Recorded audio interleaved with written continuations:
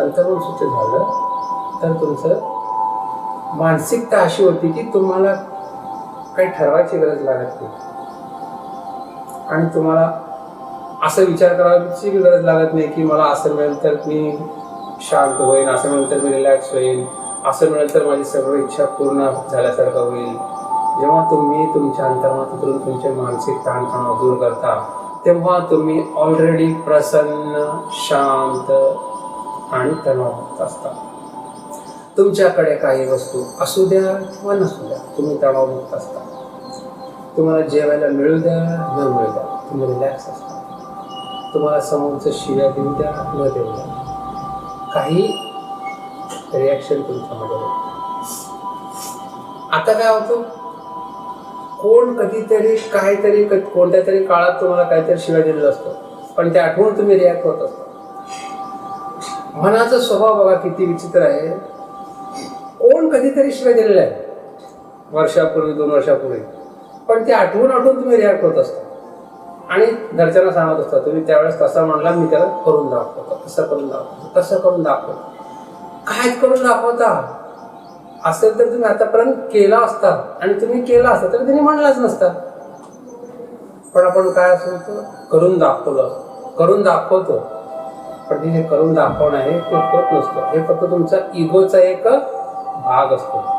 कारण तुम्हाला काय करून दाखवायचं असेल तर तुम्ही कधीच केला असता आणि तुम्ही कधीच काही केला असता तर कोण तुम्हाला म्हणायची चान्सेस बी राहिला असता.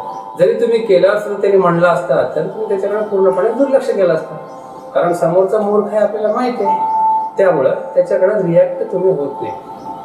आता तुम्ही रिॲक्ट होत असता. कधी कोण काय म्हणलं त्या गोष्टीला रिॲक्ट होतं. कधी कोण काहीतरी तुम्हाला चांगलं म्हणलं तरी तुम्ही त्याला रिॲक्ट होता. तुम्ही काय म्हणता, अरे त्याने त्यावेळेस ना मला छान म्हणलं होतं, मी चांगला आहे म्हणलं होतं. पण ती कधीची गोष्ट आहे. प्रेझेंटला तुम्ही काय आहात, प्रेझेंटला तुम्ही काय आहात, चिडचिडे आहात, तणावग्रस्त आहात, अस्वस्थ आहात. प्रेझेंट तुम्ही काय आहात, चिडचिडे आहात, डिप्रेसिव्ह आहात आणि अस्वस्थ आहात, तणावमुक्त नाही. म्हणून हा जो माइंड सेशन आहे, त्याच्यानंतर माइंड सेशनमध्ये या लेक्चरमध्ये तुम्हाला मनाबद्दल थोडंसं माहिती मी सांगितलं जात असतो, जेणेकरून तुमचा माइंड कसं चालतो, मग तुम्ही त्याला कसं तुम्ही करायला पाहिजे हे तुम्हाला कळण्यासाठी. असंच मी काय सांगत नाही, तुम्हाला कळण्यासाठी की तुमचा माइंडचा जो ट्रॅक आहे तो कोणत्या ट्रॅकवरती चाललो, मग त्या ट्रॅकला तुम्ही कसं करायचं हे गोष्टी तुम्हाला सहजरित्या कळावं म्हणून. आणि जो ॲक्टिव्ह माइंड थेरपी जो आहे त्याच्याद्वारे तुमचं मानसिक ताणतणाव कमी होईल, शारीरिक आणि मानसिक ताणतणाव कमी होऊन तुम्ही इन प्रेझेंटमध्ये शांत आणि तणावमुक्त अवस्थेत. कारण शांत आणि तणावमुक्त अवस्था हीच तुमची ब्युटिफुल लाईफची चरण आहे. लोक म्हणतात ना, लाईफ इज ब्युटिफुल. कसा ब्युटिफुल? तुम्ही शांत राहा, तणावमुक्त राहा, मग लाईफ इज ब्युटिफुल. तुम्ही ताणतणावामध्ये असताना लाईफ इज ब्युटिफुल नंतर तुम्हाला ते पटणार नाही. काय माझ्या जीवनात एवढं टेन्शन आहे, हे ते कुठलं लाईफ ब्युटिफुल, उगाच मी या जगात आलो पृथ्वी त्याला असं वाटतं. तर तुम्ही शांत, रिलॅक्स, तणावमुक्त राहा, मग लाईफ इज ब्युटिफुल. तुम्हाला सांगायची गरज लागत नाही. तुमच्या वागणूकमध्ये, तुमच्या चालचलनमध्ये लोकांनाच वाटणार की हा किती आनंदी दिसतो, किती छान आहे, किती आनंदी आहे, किती रिलॅक्स आहे, किती प्रसन्न आहे. तर हा भाग आहे. आता आणखी थोडंसं जाणून घेऊया. ब्रिदिंग. फास्ट ब्रिदिंगने काय होतं, फास्ट ब्रिदिंग. एक तर ब्रिदिंगने काय होतं, आपण श्वास जेव्हा, माझ्या ब्रिदिंगमध्ये श्वास बाहेर सोडण्यावर जास्त भर दिलेला आहे. कारण बायोमेट्रिकली श्वास आतमध्ये ऑटोमॅटिक घेतला जातो पण बाहेर सोडला जात नाही. श्वास घेतला जातो ऑटोमॅटिकली, तुम्ही फक्त श्वास सोडा, ऑटोमॅटिक श्वास आत येतो. पण तुम्ही श्वास घ्या, ऑटोमॅटिक श्वास बाहेर जात नाही. मग जो आतला श्वास असतो तो आतच राहतो आणि वरवर श्वासाची गती चालू असते. जर तुम्ही नीट ऑब्झर्व केलं तर तुम्ही छातीने श्वास घेत असता. जेव्हा तुम्ही श्वास घेता, श्वास सोडता, तुमची छाती खालीवर होती. पण ह्याच्यामुळे जर ना काही आजार तुमच्या मनात तुमच्या शरीरामध्ये निर्माण होतात. कारण श्वास जो आहे तो पोटाने घ्यायला पाहिजे. तुम्ही लहान लेकरं बघितलं झोपते असताना, ते लेकरू जेव्हा झोपले असतात तेव्हा तुम्ही ऑब्झर्व करा की तो श्वास येत असतो, श्वास असतो, पण त्याची छाती अजिबात हालत नाही, त्याचा पोट खालीवर होत असतो. त्यामुळे तर लहान लेकरू तेवढा हेल्दी आणि आनंदी दिसतो. तर जेव्हा तुम्ही श्वास घेता तर तुमचं पोट खालीवर गेलं, त्याची दक्षता घ्या. याचं अजून एक कारण आहे, म्हणजे तुम्ही श्वास जे आहे तुम्ही वरवर घेतो, वरवर सोडता. जेव्हा मी श्वास बाहेर टाकायला सांगतो फास्ट ब्रिदिंग, तर तुमच्या पोटापासून, तुमच्या नाभीच्या केंद्रापासून तुम्हाला श्वास बाहेर फेकून द्यायचा. ज्यावेळेस तुम्ही श्वास नाभी केंद्रापासून बाहेर फेकून देता तर तुमच्या शरीरामधील कार्बन डायऑक्साईड सुद्धा त्याच गतीनं बाहेर फेकला जातो.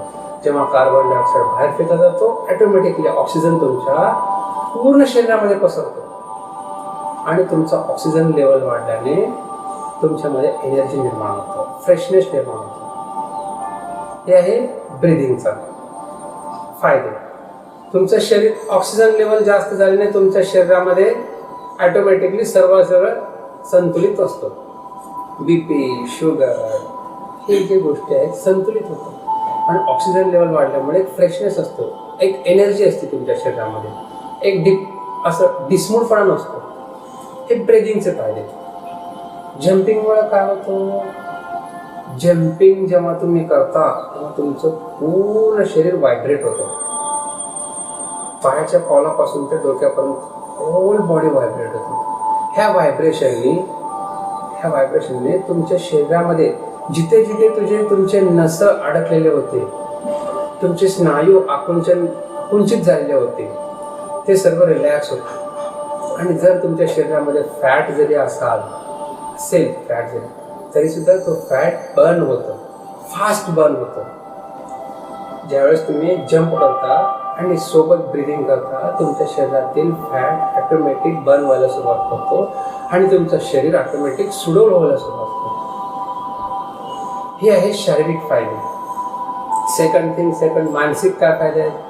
तुमचा शरीर एवढा थकलेला असतो जेव्हा रिलॅक्स 10 मिनिटांनी, आणि तुमचं माइंड एवढा थकलेला असतो, त्यावेळेस मी जे सूचना देतो ते सूचना ग्रहण करायला तुमचं शरीर आणि मन दोन्हीही रेडी झालेले असते.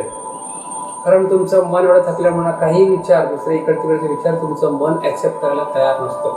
मी जे सूचना देतो ते ऑटोमॅटिक तुमच्या अंतर्मनात जातं. आणि तुमचं शरीर पण एवढा थकलेला असतो ना, काही मुवमेंट तुमच्या शरीराला करू वाटत नाही. रिलॅक्समध्ये पडून राहतो शरीर, रिलॅक्स, मन शांत.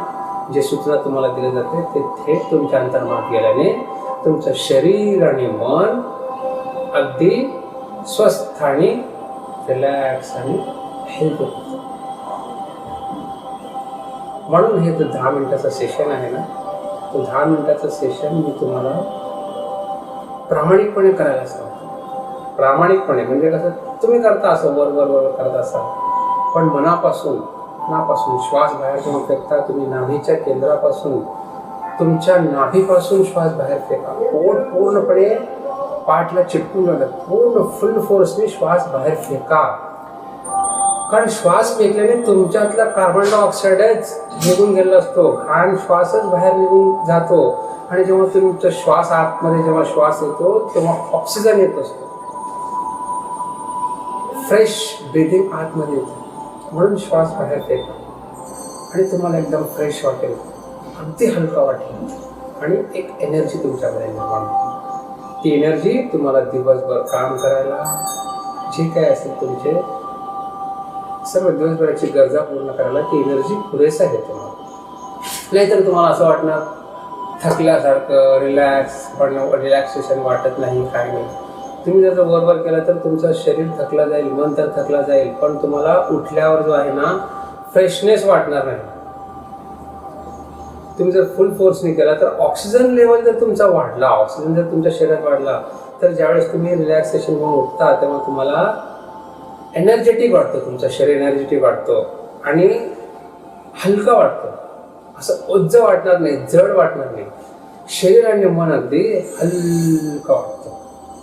आणि एवढा हलका वाटतो ना, तुम्हाला काहीही काम सांगितलं तर तुम्ही पटकन करून देऊ शकता, अशी तुमची एनर्जी लेवल वाढलेली असते.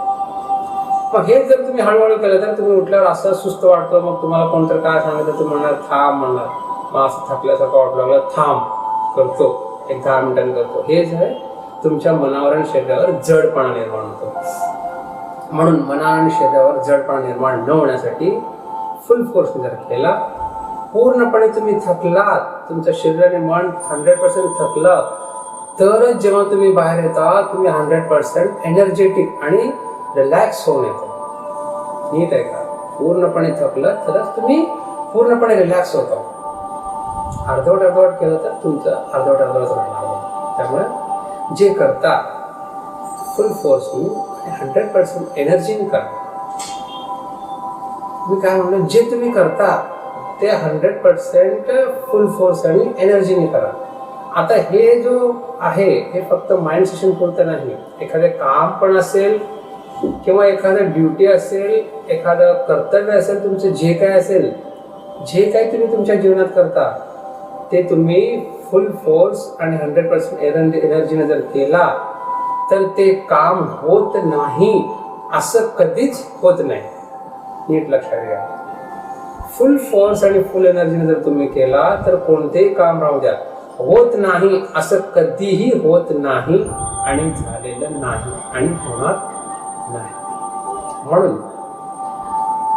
वर कोणतेही काम न करता 100% एनर्जीनं फुल फोर्सने जर काम केला तर सक्सेसफुल तुम्ही आहातच.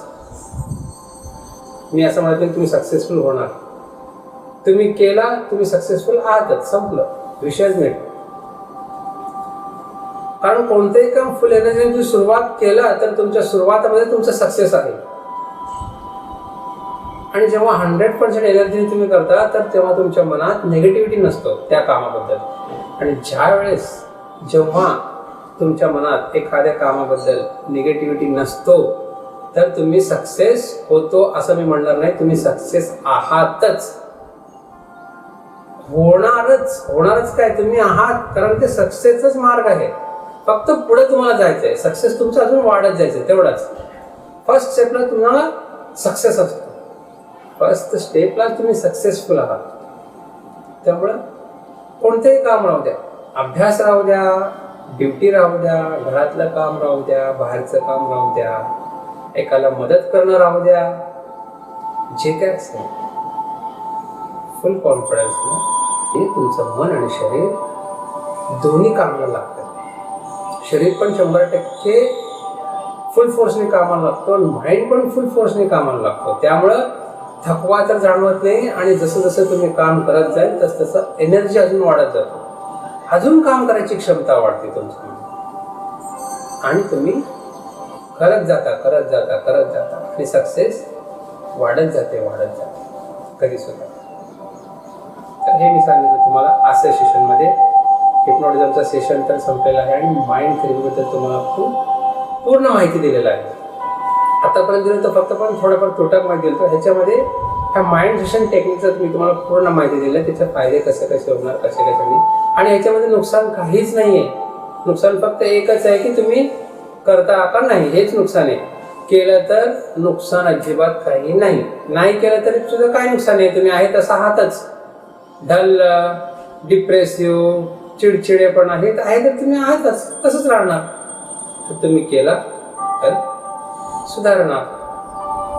मानसिक आणि शारीरिक स्वास्थ्य आणखी छान होणार. ठीक आहे. तर आजचा सेशन आपण इथंच थांबवूया आणि ॲक्टिव्ह माइंड थेरपीला सुरुवात करूया.